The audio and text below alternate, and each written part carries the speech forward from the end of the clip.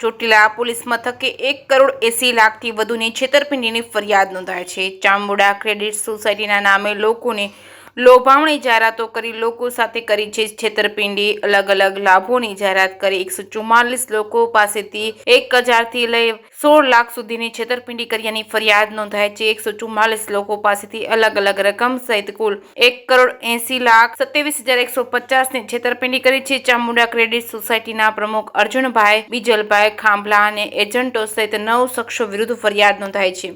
જે કેસની ગુજરાતી સાથે મહેશ ઉતરિયા, સુરેન્દ્રનગર।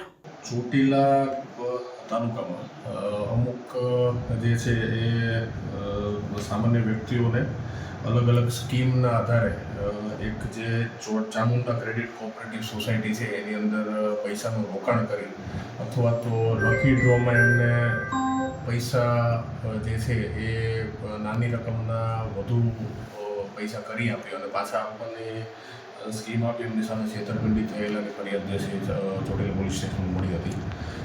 જેના આધારે માહિતી એકઠી કરતાં એવું જાણવા મળેલું કે 2020માં રજીસ્ટર થયેલી ચામુંડા ક્રેડિટ કોઓપરેટિવ સોસાયટી કે જેના કુલ 11 જે છે એ સભ્યો છે, એમાંથી મુખ્ય જે વહીવટ કરતા અર્જુનભાઈ બીજલભાઈ ખાંભલા, આ સિવાય જે અન્ય બીજા 10 વ્યક્તિઓ રાજાભાઈ દેવાયતભાઈ ઘિયડ, ખોડાભાઈ વાલાભાઈ ખાંભલા, ભરતભાઈ બુકરભાઈ આલ, હરેશભાઈ જીવાભાઈ ઘિયડ, ભરતભાઈ રત્નાભાઈ ઘિયડ, દેવાભાઈ રૂપાભાઈ આલ, અરજણભાઈ વિભાભાઈ કલોત્રા,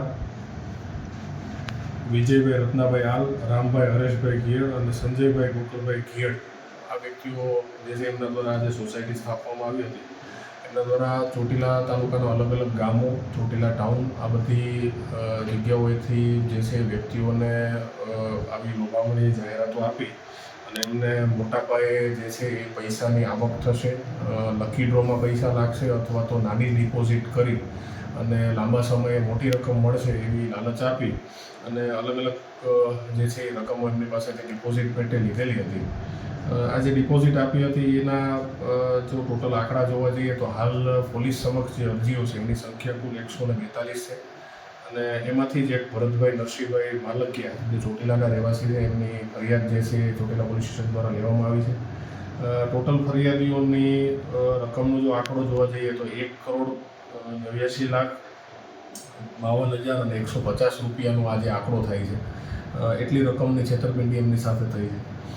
આ સિવાય આ ગુનાને ધ્યાને રાખી અને ચોટીલા પોલીસ સ્ટેશનમાં ગઈકાલે એક ગુનો દાખલ કરવામાં આવેલો છે, જેમાં બીએનએસની કલમ 316(2), 318(4), 54, જીપીઆઈડી એક્ટની કલમ 3, બર્ડ્સ એક્ટની કલમ 4 અને 22 અને પ્રાઇઝ અને ચીટ મની સર્ક્યુલેશન બેનિંગ એક્ટની કલમ 3, 4 અને 5 આ તમામ કલમો હેઠળ આ જે સદર આરોપીઓ છે એમના વિરુદ્ધનો ગુનો દાખલ કરવામાં આવેલો છે।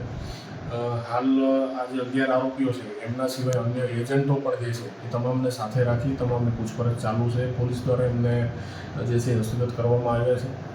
પૂછપરછ બાદ એમાં જે પણ પુરાવા છે એનું મૂલ્યાંકન કરી અને મુખ્ય 11 આરોપી અને એ સિવાય જો અન્ય એજન્ટ અને બીજા પણ કોઈ આરોપીઓ આમાં મદદગારીમાં સામેલ હશે તો આ તમામ વિરુદ્ધ જે છે કાયદેસરની કાર્યવાહી કરી। સાહેબ, આમનો ખાસ મોડસ ઓપરેન્ડી શું હતી? મોડસ ઓપરેન્ડીમાં આમ જોવા જઈએ તો એમણે કાયદેસર ડિસ્ટ્રિક્ટ કોઓપરેટિવ જે સોસાયટી છે એમાં પોતાની સોસાયટી રજીસ્ટર કરાવેલી હતી, લોકોના પૈસા એમાં જમા કરાવતા હતા અને આવી 6 થી 7 અલગ અલગ પ્રકારની સ્કીમ એમણે જાહેર કરેલી હતી અને સામાન્ય માણસોને પોતે એક બુક આપતા હતા કે જેની અંદર ડિપોઝિટ હોય તો એની એન્ટ્રી અથવા તો જે પણ સ્કીમના અંડરમાં એમણે પૈસા જમા કરાવેલા હોય એની એન્ટ્રી એ લોકો કરી આપતા હતા।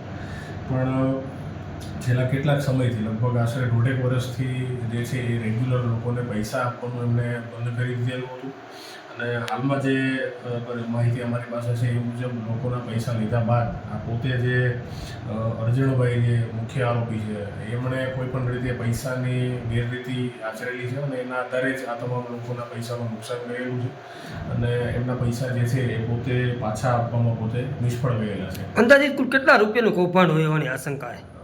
હાલ 142 ફરિયાદીઓ અમારી પાસે છે। આ સિવાય પણ બીજા અન્ય આજુબાજુના વિસ્તારમાં પણ આવા અન્ય ફરિયાદીઓ હોઈ શકે છે અને અમે પોલીસ દ્વારા પણ સતત એમનો સંપર્ક કરવાનો પ્રયત્ન ચાલુ છે। મોટા ભાગના જે ભોગ બનનાર જે ચોટીલા તાલુકાના વધારે અરજદારો છે. આ સિવાય આજુબાજુના તાલુકામાં પણ તપાસ ચાલુ છે. જો અન્ય જગ્યાએ પણ આ રીતની ગેરરીતિ થઈ હશે તો એમના વિરુદ્ધ પણ કાયદેસરની કાર્યવાહી. રકમનો આંકડો ક્યાં સુધી પહોંચેવી શક્યતા છે હાલ? આશરે 2 કરોડ જેવું પહોંચી શકવાની આશંકા છે. પણ ઘણા બધા ફરિયાદી એવા પણ છે કે જેમની સાથે એમને કોઈ પણ રીતે બહાર સમાધાન થયેલું અથવા પૈસા પાછા ચૂકવેલા હોય તો હજી સુધી એ પોલીસનો સંપર્ક એમને કરેલો નથી.